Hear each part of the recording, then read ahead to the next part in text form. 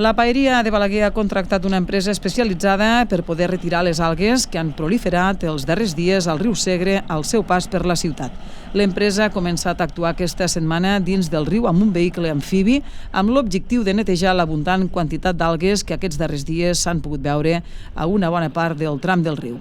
L'objectiu de la neteja, a banda d'una qüestió estètica i el sanejament de la llera, és evitar problemes, per exemple, en la pràctica esportiva de piragües o caiacs.